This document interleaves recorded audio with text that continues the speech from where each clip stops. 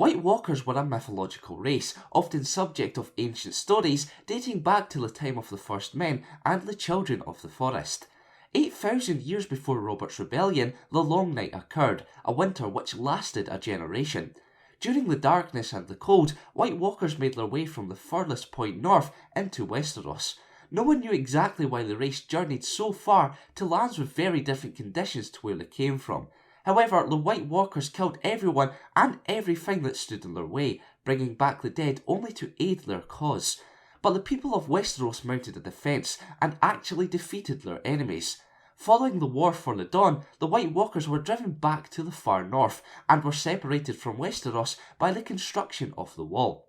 After 8 millennia, many disregarded them as just myths, creatures who never even existed. Because of this, most spoke of them in the same breath as ghosts and goblins.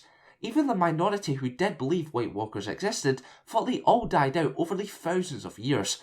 However, just before the War of the Five Kings broke out, disturbing reports reached the Night's Watch from the wildlings, claiming the race had returned. Whilst the Seven Kingdoms engaged in a civil war, the Watch realised they were the only force to guard the realm from the legendary demons of ice and death.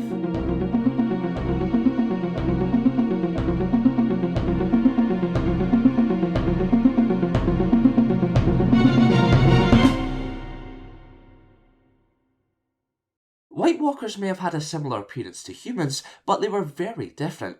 Not only were they taller and had long white hair, the race had pale grey-white skin, giving them a somewhat mummified appearance due to the wrinkly but stretched nature of it. White Walkers were far more powerful also, capable of knocking large men backwards several feet with a single blow. The biggest and most noteworthy difference, however, may have been their distinct glowing blue eyes. According to legend, the race spoke a language called Scruff, which, according to myth, sounded like ice cracking. A second type of White Walker also existed, making their presence known sometime after the race's re-emergence. But their numbers were unknown and their armour's material was a mystery. One thing that was for certain was their scary look, having icy horns on their head.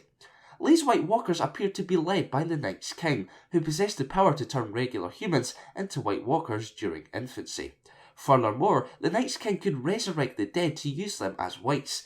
In addition, the race were able to revive any dead animal as whites. Because of this, many rode undead horses. But they couldn't revive corpses that had been consumed by fire, which was actually the only way whites could die. Providing they were not engulfed in flames, whites served the White Walkers without question. White Walkers possessed magical abilities associated with ice and cold. Their arrival brought about blizzards and dramatic decreases in temperature. Furthermore, they could freeze anything they touched. Combined with their immense strength, White Walkers' swords and spears were lethal weapons. Unlike whites, White Walkers could withstand fire, as proven during the massacre at Hardhome. They were able to do so due to the extreme cold they radiated. But whether or not wildfire or dragon's fire was also as ineffective remained a mystery. However, White Walkers weren't without their weaknesses. Though they only appeared to have one, it was something that could have brought about the end of their race. Dragonglass or Valyrian steel.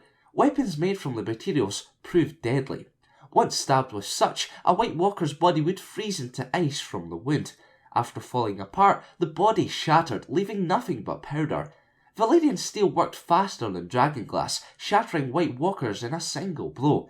Unlike normal steel, which would shatter on impact when struck with the race's weapons, Valyrian steel could deflect them.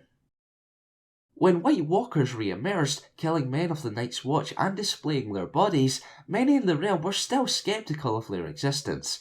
Though the rest of the Seven Kingdoms never took the threat seriously, the Watch had to, since they were the only thing stood between Westeros and the White Walkers. After some encounters between the two, the White Walkers launched an attack on Hardhome as the Free Folk boarded ships to Castle Black. Their white army overwhelmed the settlement, causing mass panic. But the huge losses on the wildlings' side turned out to be a huge gain for the White Walkers as the Night's King resurrected them. With an army that could be replenished fairly easily, and because the race's one weakness was not very common, White Walkers looked to be an unstoppable force. Now it's time for this week's question. In terms of gaining the Iron Throne, would you rather an army of White Walkers or a few dragons? Let me know in the comments below. Today's video was suggested by a commenter in the previous video, so make sure you tell me what you would like to see next. Thanks for watching, and for more lore content, including Game of Thrones, keep it locked here to the Kyrgyzstan. Dragons were very powerful and useful allies to say the least, which, in turn, made them scary foes.